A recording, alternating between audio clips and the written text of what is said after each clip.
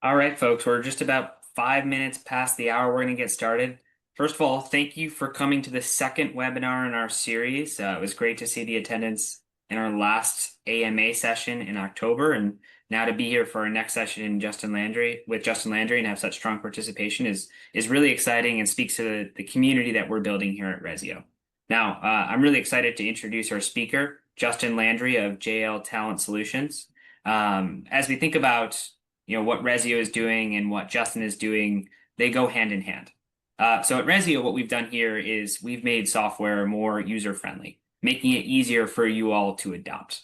Having said that, to get the value from our software, you have to use it. And one of the biggest drivers of success or failure of using our software is the people, the talent, and the strategy behind your talent operation. That is where Justin comes in. And if the talent is there, then we see teams thrive in Ressio and maximize the value of what we're doing. But oftentimes, Ressio may or may not work if the talent strategy is not shored up. And so Justin's here to talk a lot about how tech and people can create scalable results, and we're really excited to have him here as a presenter today. After the conversation, we'll field Q&A together, where Justin can take questions from the people side, and I can take questions from the tech side. So Justin, take it away. Mitchell, thank you for having me. Excited to be here and excited to present today to the audience. This is a dilemma that many of us face. How do I get my tech and my people to scale? How do I get my company to grow? And how do I empower the stakeholders within my organization towards the success that we're aiming? As business owners, oftentimes we'll find software that allows us to do more and buy back our time. And as we employ that software, we try to find new team members to help scale up, to build our team, or to develop new processes. And those people alone might not have the vision on how to help us grow the scale. When our software and our people are enabled together, when we have training and protocols to empower software and people, companies can scale and scale more nimbly and more capably. Today, through my presentation, I'd love to kind of show you what I've found in the human resources world in the last 8 to 10 years about what has worked and what hasn't worked, and how do we scale, and how do we build in a relatable and reliable sort of way.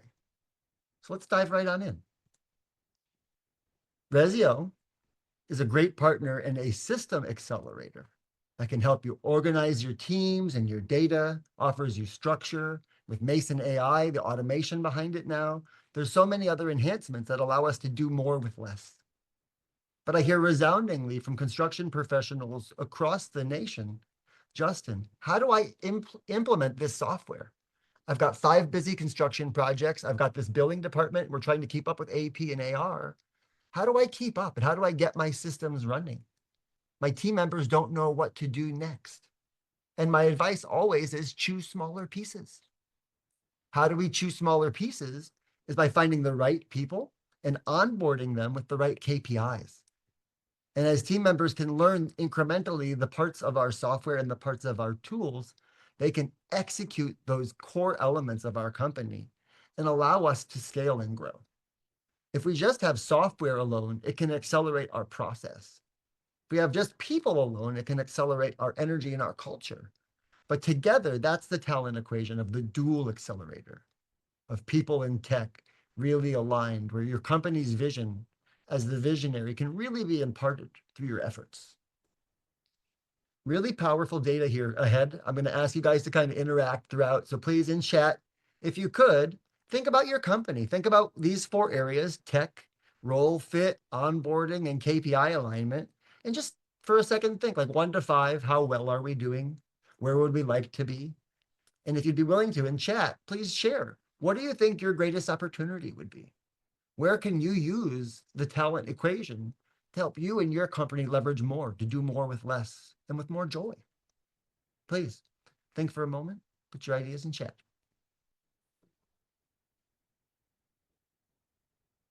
Awesome. So let's talk about a little bit about what's broken in the market today. So many softwares have great dashboards. We can see what's going on in the software, but we don't know what's really happening.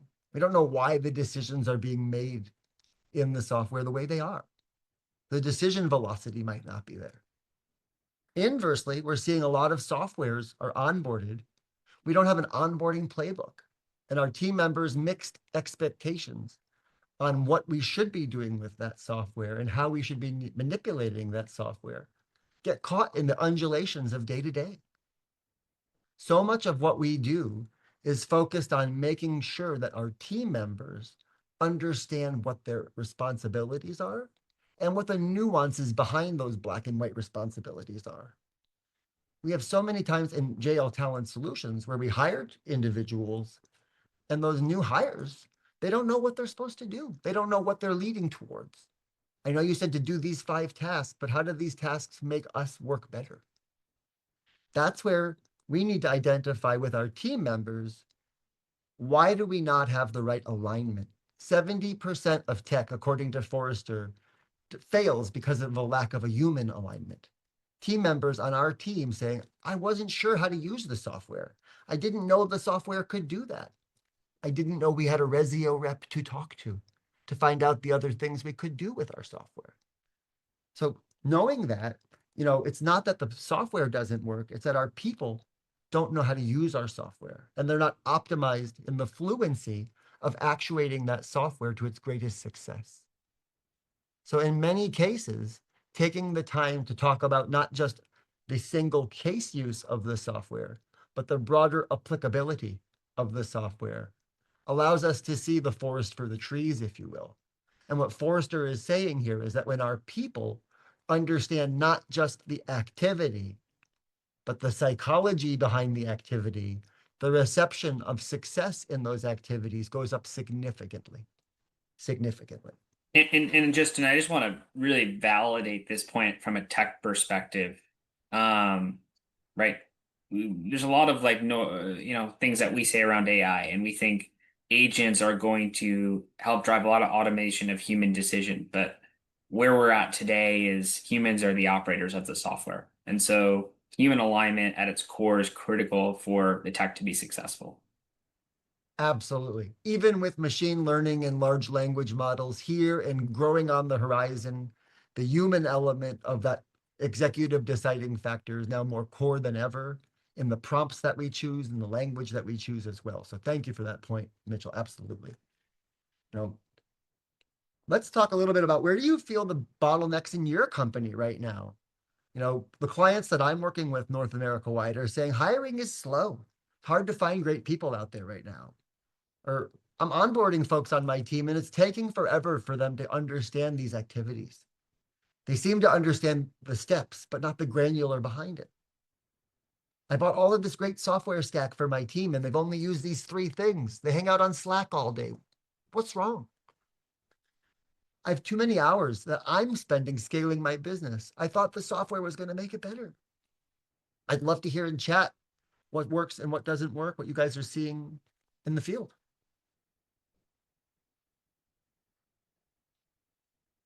So how do we get companies to further their tech adoption? And the concept here of companies don't evolve their behaviors, then how are they going to evolve with their technology? The technology will change the way we do things. It'll change the way we see things. To Mitchell's point, AI, large language models, machine learning is changing the way business operates. And what we're operating under is called a single loop change or single loop learning. And what single loop learning is after our results and consequences, we change our strategy, but we don't change our philosophy.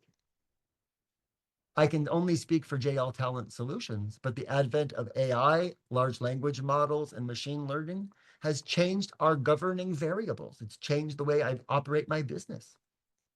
So because of that, that double loop learning has changed why we do what we do as well. So for companies that take new technology and use that technology, not just for results, but to affect their mission. And as you affect your mission, to speak more clearly and capably to your clients about here's how my process stands out in the sea of sameness. Here's how what we do offers you the certifiability that you're after. Because resoundingly, that's what we offer to our clients is certifiability. So knowing this and knowing that this double loop change is going to require talent strategy to get the right people in to make those cultural changes in the organization so that regimentation or delegation or the other missing elements, if you will, can be administered to. So it's a humongous change within organizations to go from single loop to double loop learning. And it requires all of us, particularly the leaders, to actuate that type of learning. This is step one in actuating success and furthering our tech adoption. The tech multiplier, based on TAM, the technology acceptance model, is it's got to be useful. It's got to be easy. And I have to understand how it's going to get me to my destination. TAM says if I can't find these three things, I'm not going to use my software. So as we begin to build our strategy, as we build our SOPs, our standards of production, and our KPIs, our key performance indicators, we would indicate to a team member, here's how this software is going to be useful for you, and here's its desired use. Here's an easy way to use the software so you can begin to get proficiency with the software. And here's how I see this software making your job easier and speaking to your interpersonal superpowers. This is really the place I find with the clients that I work with, most good software ideas die. Oh, I already had a spreadsheet. I was on the job site and I had to get it done. Why would I do that? Or, hey, I already did these things. I'm just a project manager. That's not my job. I hear these things resoundingly in client meetings throughout the week. And what it really says is that on the people side, if we can get adoption, the software stack and the tech that we've built will have further use, and our clients will begin to see the results of that as well. That's really powerful. So for me, the technology acceptance model is where we can really identify, is my team absorbing the methodology and science that I've built or not? We really use this intently when I built the software stack in my team and identifying what works and what doesn't work. So please, I would strongly encourage anybody to look at the technology acceptance model. Great one to throw in ChatGPT, by the way. So let's talk about the tech multiplier. Software by itself is not self-adopting. We're going to need a strong procedure. We're going to need process around it.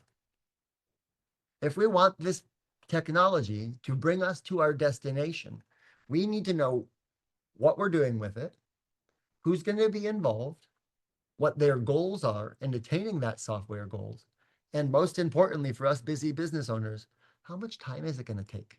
And how do I manage this continuum of time through my team? By building those things and by using software like Ressio, we can allocate the team communication and the time allocation more completely. What I come to find is that the clients that I work with across North America that use software to help organize their team get places faster. And that's where I came up with this fun idea. Your tech is the car and your people alignment are the fuel. If we bought a lot of tech and we feel like it's not getting anywhere and it's sputtering around on fumes, our team is not aligned to that tech. And if we feel like our team is in the tech and running and everything, they're fueling it. So empowering them in an L10 meeting, empowering them in a round table to use the TAM model and say, how is this useful to you? What are we getting from it? And what feeds you in your job about using this software? I work with so many clients who say, before I did this, I had 18,000 spreadsheets. Now, when I show up to a client meeting, I have this beautiful polish that I can present to them. My build quality and my admin quality have now matched. Now, how do I get my team, my crack carpenters and superintendents to do the same thing? The missing link is right ahead. The missing link is the people multiplier. And as a recruiter, we look for a few different things. The most important thing we look for, if we're looking for the right people, is called KSAOs. And what KSAO stands for is knowledge, skills, ability, and other. KSAO is HR best practice purported from the US Department of Labor. And there's a really cool website called onetonline.net, powered by the US Department of Labor. Again, that's onetonline.net. And you can go and type any position in North America and it will give you what the KSAOs are for that position. And then I can know, does this person have the knowledge, the skills, the ability, and the other attributes the Department of Labor says are required in this position? That's step one of building the scientific methodology of, do I have the right people in the right place? The next step that we look at is, what type of onboarding, what type of hiring and onboarding structure do I have? If I have a hiring and an onboarding structure, I'm going to be able to bring people from no idea how to use my software to full proficiency in my software meaningfully quickly. What we were able to find using the Bauer study is that it's about 50% increased, and we have a strong onboarding policy. So for small, nimble companies looking to scale quickly, using KSAOs to find the right people, having a strong onboarding skill, and then using the Locke and Latham goal theory, identifying KPIs that allow people to identify their targets. Hey, we want you to get here. Do you think you can go 5% further than that, or 5% less than that? Is a great way of using the Latham goal theory. I work with project managers quite heavily across North America. Man, I love working with project managers. And I'll say to them, hey, on the build time, our build times are about 5% variance below. Could we move our build times a little bit faster, 5% faster? Can I begin to track that with this KPI? And man, they loved it with their braggadocio project manager interview. Yeah, we're going to get it in 5% faster. Let's talk about it. And where they talk about it is in their software. That's the way we get the people in the tech to begin to have this really powerful conversation. It also reduces our need as managers to manage them. And as a boss, whew, that makes me happy. So KSAOs, knowledge, skills, ability, and other competencies, are backed by assessments. The assessments that I recommend that you use are psychometric assessments. What a psychometric assessment does is it measures IQ and personality, and then puts them through an algorithmic didactic that says, both on the people and on the knowledge side, this person can or can't do this job. How does it do that? Is it uses positional benchmarks from research labs across the United States of America and Canada that have found other project managers, project coordinators, estimators, and the like, and done statistical analysis. And with that statistical analysis, we can identify, does this person have the fit, not just to do the job, but to implement the technology? Are they data-centric, or are they people-centric? Are they more focused on math? Or are they focused on shapes? And by using the right psychometric assessment, you can find who in your team is already great at software, who on your team isn't great at software, pair them up, leveling your team up more quickly and more capably. So one of the things that we found is using KSAOs and using psychometrics allows you to put the right people in the right seats without having to play the guess and check methodology. And by doing so, we can scale more quickly, more capably, and with more polish. So KSAO methodology is one of the first ways that I would encourage any company saying, hey, we have a people problem, to kind of begin to look at things. The next step is to look at a structured onboarding process. Again, a structured onboarding process can be as simple as a one-page document that you guys made in ChatGPT. It can be as complicated as a 15-step process. I work with clients that have things like Tranual or Lattice or Bamboo HR, and we dive into their deep HRIS and build very robust systems. I have other clients I work with. We build some cool stuff in Google and build some cool Google Sheets. What human resources really is, my professors in university at Cornell are crying right now because I remembered this, is what human resources really is the shared vision of the executive branch to the other elements of the organization. And when human resources does a good job of sharing the expectations of the executive branch to the other branches of the organization, it's doing its job right. That's where this goal setting theory really comes into play. We use SMART goals, smart, measurable, actionable, timely bound goals at JL Talent Solution. The idea is that this isn't just an idea to make you guys do more stuff with less. It teaches a whole new methodology on tenacity, a whole new methodology on how do we make sure things are done the first time, reducing error creation, And for all of us, I'm sure we can resound that those are real issues in the business today. So for us, the people multipliers are resounding. What I've come to find is there's a talent equation. And the talent equation here is a 4-part one. The 4 parts that we're looking at is you need to have the right tech. If you have the right tech, your team can see what's going on. They have the visibility. And the automation takes those menial day-to-day robotic tasks away. Our small teams can do more with less. The second part of the 4 talent equation is the role fit. I need to have the right people in the right seats, and I need some scientific data to prove that. Now I'm going to move into my structured onboarding. That onboarding is going to get somebody into the role. It's also going to get them into the software so that on day one, they're empowered to use my software fluently. And then the final piece of this equation is that we have KPI alignment, and that the alignment allows us to say what you're doing regularly is actuating success, and is accountable to the company and to the client. This creates a healthy feedback loop where we can give the right challenges, right growth points, and the right elements of development to our team members. They can take them from off our plate, delegate and elevate, and we can begin to grow and scale our company. The accelerator effect really happens when our team begins to understand the why. And the understanding the why is so important to me as a human resources professional in getting team members to actuate success in their tech. So let's talk a little bit more about this. Tech without people. We've all been there before. Get the wrong people in, the software doesn't work, umpteen hours trying to solve it. I remember the first time I met Mitch, he gave me my iteration of Ressio, and I was like, Mitch, I don't know how to use this thing. I'm overwhelmed. He's like, bro, it's easy. Don't worry about it. And I was wasting my efficiency in Ressio. I found a friend who knows how to use Ressio. He's like, dude, it's easy. Just do that. And I was like, oh, okay.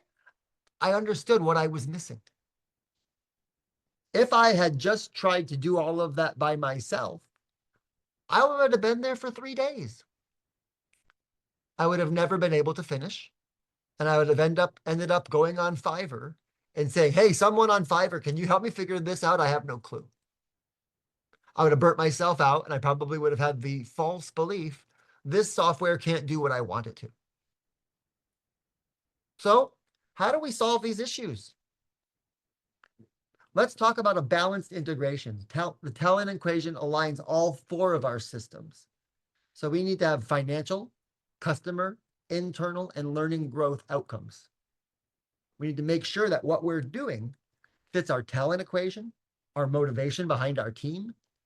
You can find out your motivation on your team from behavioral or psychometric assessments, and our organizational support in our KPIs and our org charting. This is where it becomes less of an idea and more of a daily, weekly, and monthly function. This is where our processes become what we do as an organization, and where our organization and its software become one, become unified. That's the process that I find accelerates software growth and allows software to become that extension of an organization. Companies that I found that do that can speak from their vision more capably. And because of that, the receptivity from the client is indelible. So, biggest takeaways I would like to share today are that technology is going to help us get things done more quickly, but people are the things that accelerate our results. If we want the results to be done faster, if we want our clients to see the resounding happening, we need the right people in the right seats. I personally believe when we have the right people in the right seats, we can adapt technology more meaningfully, more aggressively, and more intelligently, allowing us to scale more quickly and more capably. I know Ressio and I share similar beliefs about the 4th industrial revolution and technology as it comes around. It's going to be a real exciting time ahead for us with technology and science heading where they're heading, and to have the right people in place that can understand our existing strategy, understand where we want to take our companies into the future, and then find the technological solutions in this exciting new playing field to enact that. I really see that as the opportunity right now. And I really felt after I left the International Builders Show, Ressio understands that in a real meaningful way. That's one of the things that made me so excited to be here today, that we can hire less often. We can hire smaller teams even. And with a smaller, nimble team with the right software, we can do so much more. I won't name names, but I have clients on this call who have done precisely that. And it's so exciting to see. It's so exciting to see team members feeling successful in their roles when previously they didn't. And to hear that from clients, it makes me feel good. To hear from owners, Justin, I'm finally at a place where I feel all right. I can go camping again. I can go surfing again. I can go do the things in my life again. That fills my heart too. That's what this talent equation means to me, is buying back our time so that we can do the things that we love to do, so that the visions of our companies can actuate more completely and more successfully. That's exciting. That's joyful. And in a time in history when we could all use a little bit of love and hope, what's more loving and hopeful than that? So as part of today's presentation, I would love to offer to every attendee one assessment, one of the psychometric assessments that I use. If you have a team member that you feel could be a real game changer in helping you leverage your tech and could be part of the tech equation for you, I would love to assess them. If you have a team member that you're looking at and you're like, I don't know, we're having a hard time right now. I would love to figure out how to help this person. I'd love to assess them. If you're interviewing somebody right now and considering to hire them, I'd love to assess them as well. Please feel free to send me an email with the title Ressio assessment to my email address, justin@jltalentsolutions.com. And I'd be honored to administer a complimentary assessment on your behalf, show you why I'm so passionate about psychometric assessments and the efficacious power they have in identifying not just the capacity, but the motivation of professionals. Thank you so much for letting me present to you today, and I'm excited to answer any questions that you might have. Thank you very, very much. Thank you, Justin. I'm sure you're getting some applause. You can't see all the folks that have been listening in and engaging. Really interesting to listen to your presentation. And, as I think about like what I would layer on to what you just shared, we talk with our folks oftentimes around business goals, right? How are you going to achieve your business goals with Ressio? And kind of coming back to what I shared at the beginning, right? You need talent plus Ressio to go achieve said business goals. They go hand in hand, and so it's great to hear a lot of the insights that you shared around your experience and what you've seen in great organizations and what works really well. So for those listening in right now, this is your opportunity to ask questions. So please put any questions in the chat. So there's a Q&A button where you can enter chat information. Marie and myself will be monitoring those questions and pulling them out to answer them. And that question can be for myself, can be for Justin, can be about any of the next steps. Justin's the the assessment that Justin shared at the end there. So anything is on the table. We will look and monitor the chat, and if anyone has anything to share, we're happy to answer it. Um, I would, so Justin, you mentioned something early in the presentation of the website to look at. Could you I can throw it in the chat. Could you remind everyone what that was again? Absolutely. The website is www.onetonline.net. So just to clarify, www one, oh, sorry, ONETLONLINE.com,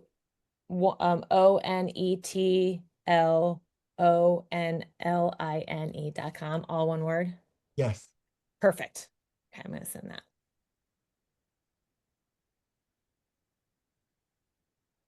I find that website's very helpful in identifying, do I have the right person in the right seat? By reviewing their activities, looking at their work activities, can really kind of delineate.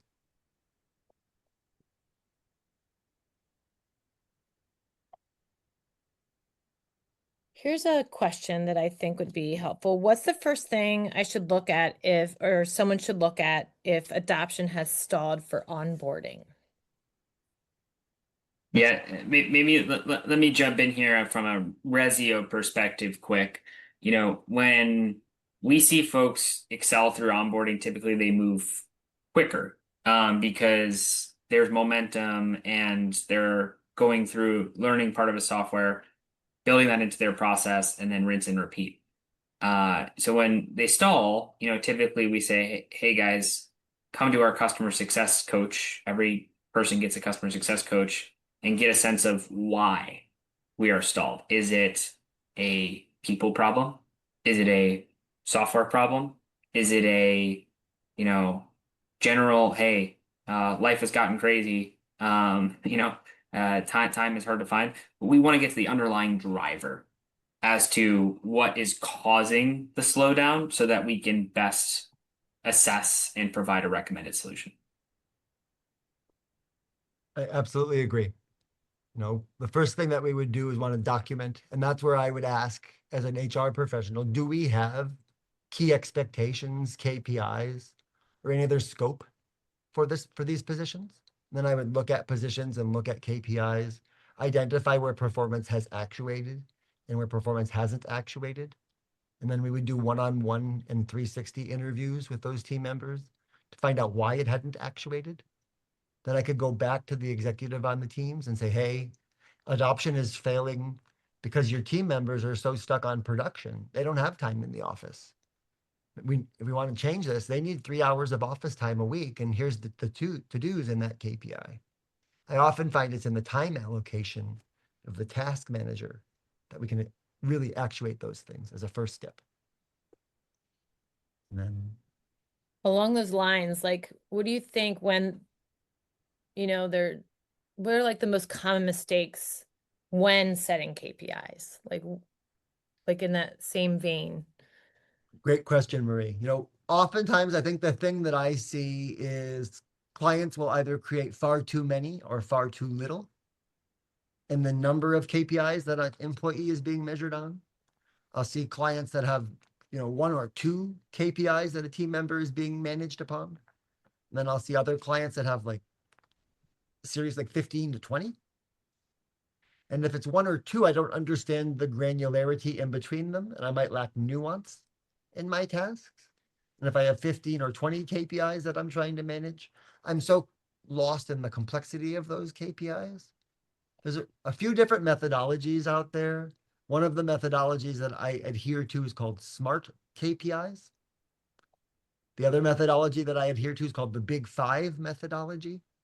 In the Big Five methodology, we identify what the global KPIs are and then try to create 5 larger KPIs from that big mash of KPIs, if you will. Those are the methodologies that I would use. KPIs, there is a sweet spot. My personal recommendation is somewhere between 5 to 10 KPIs per team member. And the way I think about KPIs and a visual image that helps me with KPIs is think about KPIs as the instrumentation on the dash of your car. It tells you if you're going the right speed, the right direction. It tells me if I still have gas in the tank to do so. It doesn't tell me if I'm going to end up at the right destination or not. It just tells me that I have the right ability to continue to operate. So that's what KPIs really will do. We'll need to use the software and guidance in the software to make sure we stay on mission. And maybe to build on one thing you just said there, Justin, I like the dashboard analogy, and because I think it speaks to the number of KPIs that one can handle. Quite frankly, when you're looking at the road, you're looking at your left mirror, looking at the right mirror. You can't look at too much information, and so right, it's got to be digestible in such a way where the individual, the talent in your organization has a very clear sense of what their incentive is or what their KPI is. Mhm. Software in general from employees needs to feel like it's going to provide a high five. And what I mean by that is that if I come to software at work, that software is supporting me and adding emotional safety to what I do. That's what I mean when I say high five. When I use my software, if I can go back to my client, my coworker, with more fluency and efficacy, I'm going to want to keep using this software. If I can't go back to my clients and coworkers with more efficacy and fluency, I'm going to stop using that software. So that's really number one for me. And how do we use KPIs and software? Is identify with the team member where the software is already working and create KPIs so that they can feel like they're winning. And then create 1 or 2 challenge KPIs so they can grow those weak spots. There's a whole idea in kind of gap analysis, Markov analysis, and how we would identify the projected and actuals on given KPIs. And for that, I use a large amount of attitudinal and behavioral assessments. So that way I can say, this is who you really are, right? And then the employee says, yeah, Justin, you got me really good. This assessment pinned me. And they go, based on that, here's what I need you to do in the software. Oh, if I knew I needed to do that in the software, I would have been doing that all along. Here's the KPI to do it. Resoundingly, that is my experience.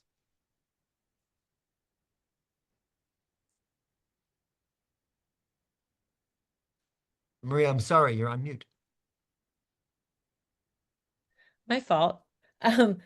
Um, so along the lines of like you kind of did like a micromanaging thing there, like, oh, if they would have just known. So like, and I feel like we should wrap up after this, but I wanted to kind of touch on this. How do you think about holding employees accountable without feeling like you're micromanaging them? That's where the data system of having a KPI metric system is so powerful. That's where the name of it is qualitative methodology. Another professor at Cornell just cried. Qualitative methodology says it's not about my feelings, it's about the data. Here's the system that we've built. And in a fair and regulated way, when you actuate success on these things, here's the result. And when you don't, you don't. And I think a lot of companies right now are looking at things like the IDP, the individualized development plan, or the PDP, the professional development plan, and thinking of these as tools to help their team get better. I can share with you, as I do hundreds of these a year, PDPs and IDPs don't make our team feel better. They make them feel like they're wearing a scarlet letter. Even if the rest of the team doesn't know that they have a PDP or an IDP, they feel like the rest of the team knows they have a PDP or IDP. So what I've come to find is using your software and using software training is a great way to move behavior modification. I have a big IDP, PDP that makes them feel some type of way. I'm not going to get software adoption. I'm not going to get that team member into their right seat. I would reassess that team member and say, clearly something's not working. Now that I have data from your assessment, here's the activities that I need you to do. Can you do them or not do them? I So like that. Well, I really appreciate your time and, the presentation. And just to remind everyone, there will be a survey after the webinar ends. And if you left early, or going to leave early and can't stay, there'll be an email with the survey as well with information on how you can get in touch with Justin. Yeah, Justin, really, can we go back to the slide on this is obviously your contact information. Could you go back to the slide on the Ressio assessment and just maybe restate this for folks? absolutely. I would be honored to offer for an existing team member that we would like to have evolve or manage, or for a potential onboarding team member to take my assessment to show you kind of what the predictive power of psychometric assessments would look like. I often encourage business owners as well. If a business owner is like, hey, I would love to see how I score on the assessment. I do that with all of my clients as well. I would encourage you to take advantage of this assessment. What it will offer you is it will offer you a snapshot of someone's IQ, EQ, and AQ, their intellect, their behavior, and their motivation. It then pulls out into 5 really deep data-driven reports. One of them is a really powerful interview guide. And why I love Preview is Preview gives the 3 parts of the human mind. There are very few assessments that actuate all 3 parts of the human mind as modern psychology has defined it.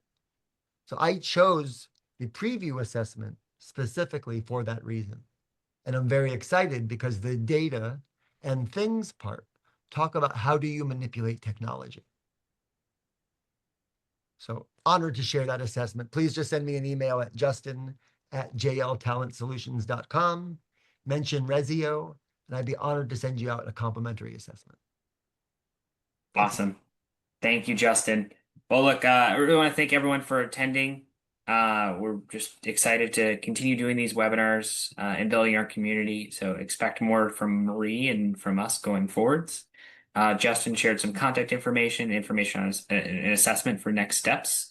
If you want to follow up with Justin, we'll also share some of this information after the presentation as well, so that you can have it in the case that you're going to look at this recording and had to leave early from the conversation.